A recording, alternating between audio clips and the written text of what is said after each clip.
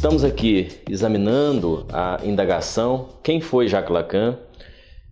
Estamos no terceiro programa dedicado a esta indagação e vamos tentar concluir, ao menos panoramicamente, esta pergunta já com algumas respostas, algumas tentativas de respostas que foram construídas até aqui. Bom, um ponto fundamental, como eu estava já desenvolvendo nos outros programas, é esse DNA surrealista ou surreal, que Lacan, a obra de Lacan especialmente, comporta. E é isto, essa relação inicial de Lacan com a sensibilidade que está ali já bem presente pela perspectiva surrealista, no momento de instalação da psicanálise na França, é esse tipo também de sensibilidade, é esse tipo de perspectiva, de visão, que vai levar Lacan a elaborar uma grande relocalização dos conceitos freudianos. Então, Lacan ele dialoga com Freud o tempo todo, por meio dessa ótica surrealista, como eu disse, realizando colagens, montagens, desmontagens, uma espécie de bricolagem dos conceitos freudianos para extrair exatamente desses conceitos aquilo que Freud já havia indicado inicialmente, o caráter virulento da psicanálise, o caráter subversivo da psicanálise. Lacan compreende que isto só haverá de ser possível se a leitura, a relação com Freud for uma relação que, como Lacan gosta de dizer, vire ao avesso o projeto freudiano. Então, nesse sentido, verificamos o tempo todo Lacan bastante inquieto com a coisa freudiana, mas ao mesmo tempo também muito cuidadoso com o campo conceitual inaugurado por Freud. Então Lacan é muito cuidadoso quanto a essa dimensão do conceito, quanto à dimensão da linguagem na transmissão da psicanálise e, portanto, também quanto à escrita da psicanálise. Daí Lacan ter, por sua vez, um estilo muito peculiar no momento em que ele fala da psicanálise, no momento que ele transmite a psicanálise, no momento que ele escreve sobre a psicanálise. Então nós percebemos aí, nestas instâncias, a marca, a presença de um estilo muito específico de Lacan.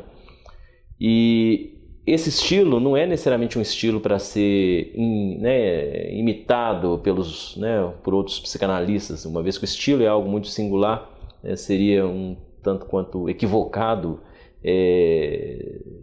ser lacaniano imitando Lacan. Não se trata disso de forma alguma, mas trata-se de verificar que o que se transmite por meio desse estilo é exatamente o caráter inventivo da psicanálise, o caráter já atópico, como eu disse nos outros programas, a inquietude, não se compreender que a psicanálise tem um lugar em que ela está totalmente tranquila, segurada, seja esse lugar a instituição psicanalítica, o consultório de psicanálise ou a universidade.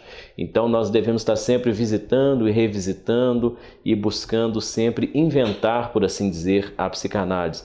E isto sempre é feito mantendo-se aí perguntas que são perguntas cruciais, perguntas que, por exemplo, Lacan fez o tempo todo. Quais são as condições da psicanálise? Quais são os efeitos? E o diálogo, sobretudo, junto dessas perguntas, o diálogo com a perspectiva clínica da psicanálise. Isto é fundamental.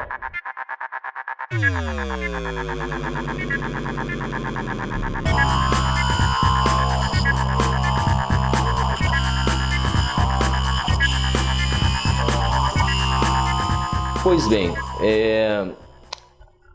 atualmente, não só, mas especialmente no Brasil, mas esse é um fenômeno que vem acontecendo também em alguns outros países, onde nós temos já a difusão da psicanálise lacaniana, atualmente aqui vem acontecendo uma espécie de estratificação de Lacan, ou seja, se torna um tanto quanto comum em alguns lugares, em algumas instituições, algumas perspectivas, da psicanálise lacaniana.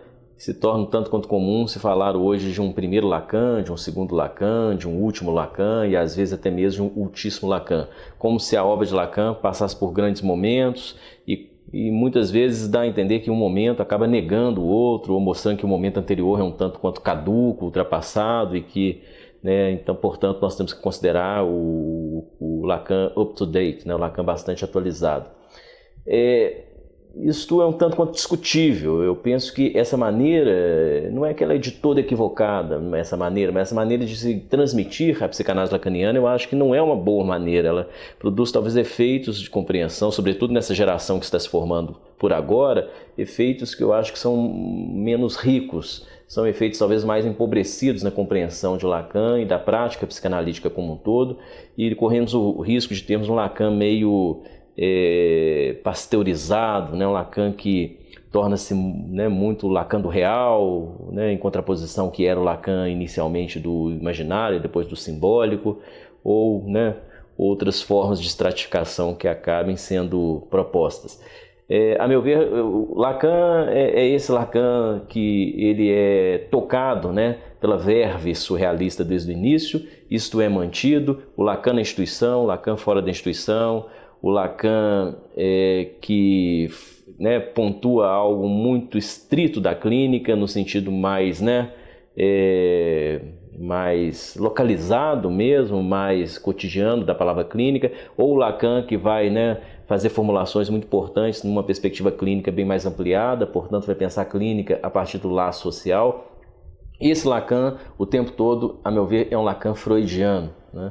É um Lacan freudiano nesse sentido, né, o eu não é senhor na sua própria casa, ou penso onde não sou onde não penso. Esse Lacan que desde o primeiro momento ele percebeu que a psicanálise só se tornaria viva se o analista, não só Lacan, mas o analista estivesse o tempo todo muito atento à bricolagem conceitual, muito atento a essa possibilidade de pensar a psicanálise como sendo uma psicanálise viva, uma psicanálise que requer cortes, recortes, costuras, né, pontes e junções entre os conceitos para que a clínica avance, não é mesmo?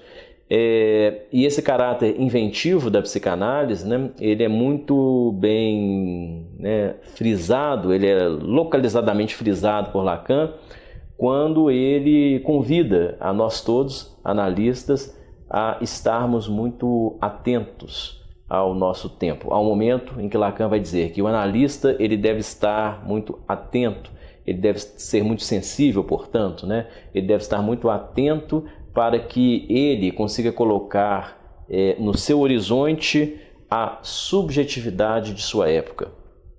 Esta provocação e esse convite de Lacan, me parece que ele é extremamente atual, ele é importante de ser sempre revisitado, porque é um grande desafio, né, para que a psicanálise esteja de fato viva, seja viva, para que a psicanálise consiga responder aos dilemas, né, que temos a cada tempo, a cada época. É fundamental que o analista consiga localizar muito bem no seu horizonte, ou seja, isso que organiza o seu campo de visão, e ao mesmo tempo isso que demarca e até mesmo delimita o horizonte, é isto, né? Organiza, mostra um certo além, mas ao mesmo tempo também indica um certo limite. É fundamental que o analista consiga colocar no horizonte de seu tempo a subjetividade de sua época. Esse é o Lacan vivo, esse é o Lacan freudiano, esse é o Lacan surreal, e se há uma possível resposta que seja parcial, né, mas uma possível resposta à indagação quem foi Jacques Lacan, me parece que nesta formulação, neste convite, nós temos uma interessante resposta e uma resposta que nos convida a prosseguir, né, a ir adiante em relação à psicanálise, no compromisso que nós temos, sobretudo, em relação às pessoas que nos procuram. É isso aí.